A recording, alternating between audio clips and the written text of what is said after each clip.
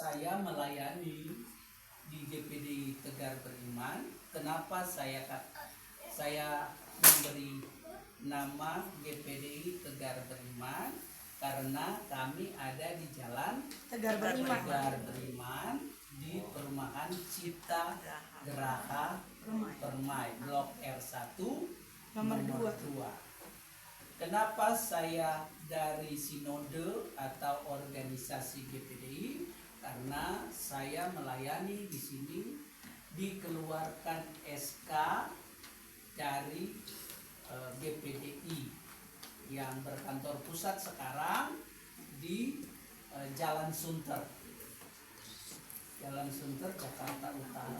Jakarta Utara ya. Dan benar seperti Bapak Pendeta Palimbong tadi katakan, GPDI sudah 103 tahun berada di Indonesia.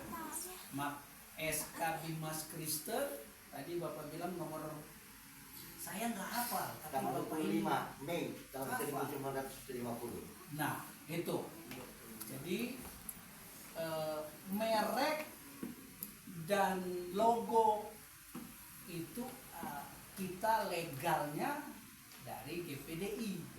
Ya. Jadi kalau saya mau mengeluarkan surat apapun harus pakai logo ini karena saya mendapat SK legalisasi dari GPDI. Ya, jadi jelas itu yang mereka tidak pahami. Dan ketika ditanya oleh Kesbangpol, saya sampaikan. Kesbangpol kepala dinasnya Pak Sujana ngerti, tapi yang lain nggak mengerti. Termasuk FKUB tidak mampu untuk menjelaskan kepada masyarakat. Padahal itu tugas mereka kan? Iya. Masa ketika ada komplain dari warga, oh kok ini sudah gereja? Nah itu yang tidak diberikan penjelasan yang baik dari FKUB. Nah saudara-saudara, dari SK tersebut saya sudah 17 tahun di sini. Sebelum SK ada surat ST, namanya surat tugas.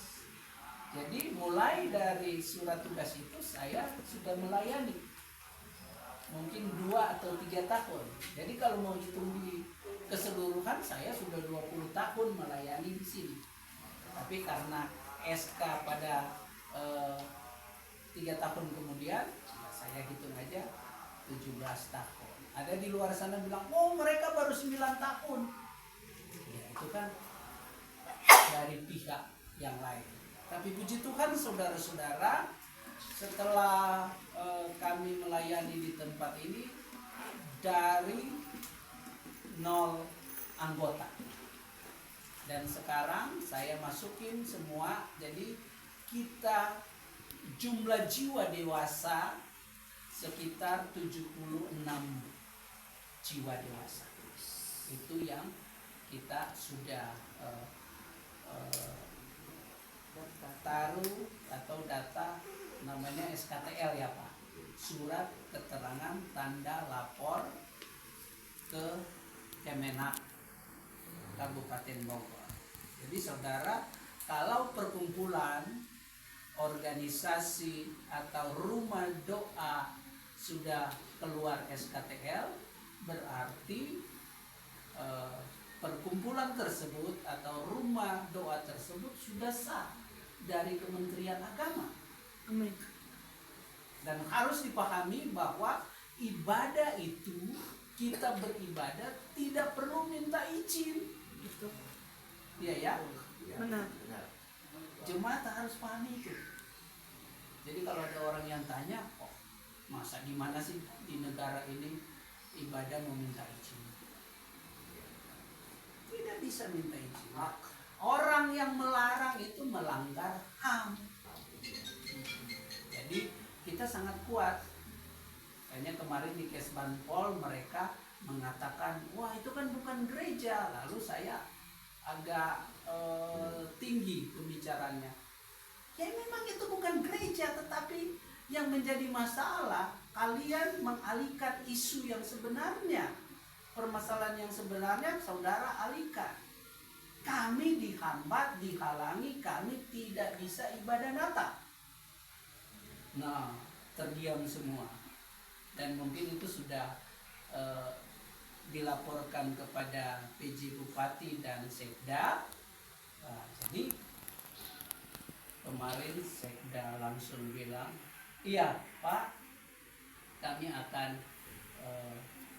apa maunya saudara akan apa? Menyiapkan tempat beribadah untuk DPD Tegar Beriman, mengizinkan kita mengizinkan dia menyiapkan, menyediakan. Ya, sudah, semuanya sudah itu. Jadi tetap kita berdoa dan biarlah Tuhan pakai pemerintah setempat untuk memberi akses pekerjaan Tuhan. Amin. Saya anggap pekerjaan Tuhan, jemaat Tuhan, gereja ini bukan punya saya.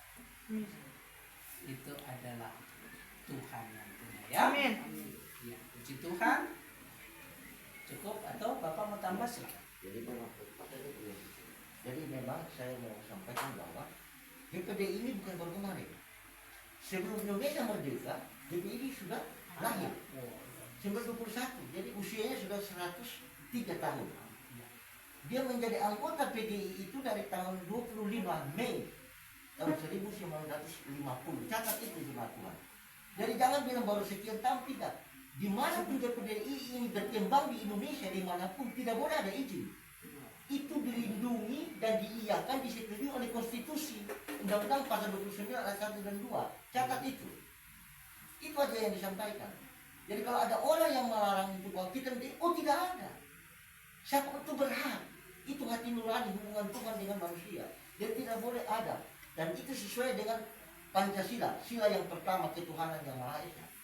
Dan ingat itu. Jadi DPD ini bukan baru kemarin. DPD ini dari tahun dia lahir dari tahun 1921. Menjadi anggota PGI itu dari tahun 1950. Sudah luar biasa. Gereja karismatik Pantekosta yang boleh dikatakan pertama-tama menjadi anggota PGI ini, DPDI. Jadi jangan kita sebagai orang Kristen kita ini tidak boleh, jangan terjadi sisma penyebaran tubuh Kristus. Ini jemaat harus kuat, ya. Sampaikan kepada jemaat yang lain bahwa DPD ini adalah gereja yang sudah tua. Sebelum merdeka Indonesia, gereja ini sudah berdiri. Nah itu, berapapun tahun di sini itu tidak penting. Itulah cara Tuhan untuk membuka pelayanan lewat hambanya ini. Dan ingat, 1921 itu yang mendirikan gereja GPDI adalah seorang hamba Tuhan evangelis yang namanya Renatus Siburian. Bisa buka di Google atau di mana nanti pasir mutus itu. Renatus Siburian. Dia yang membuka itu. Itu luar biasa. Jadi mari Bapak Ibu kuatkan hati. Saya akan dampingi tetap Pak Pendeta bersama dengan majelis teman-temannya untuk mohon kita segera agar mereka mengeluarkan surat pernyataan di atas meterai. Dan itu bukti supaya tidak ada gesekan lagi. Sehingga perkembangan selanjutnya pembangunan ini akan kita lanjutkan. Amin. Ya? Amin. Ingat Tuhan Yesus saya diuji toh, sampai disalibkan. Lu siapa? Kecil. Tuhan saja diuji. Iman kita diuji. Jadi jangan kita gentar. Tegar, ya. Tegar. Saya kepanjangkan. Tekun garda terdepan. Oke, saya tuju. Tekun garda terdepan. Beriman dan kita percaya integritas ada pada saudara-saudara dan ada pada hambanya. Demikian Pak Pendeta. Nanti sebentar kita akan bincang-bincang lagi. Kelanjutannya seperti apa, nanti kita akan bahas bersama. Puji Tuhan, terima kasih. Ibu, terima kasih atas kedatangannya. Shalom.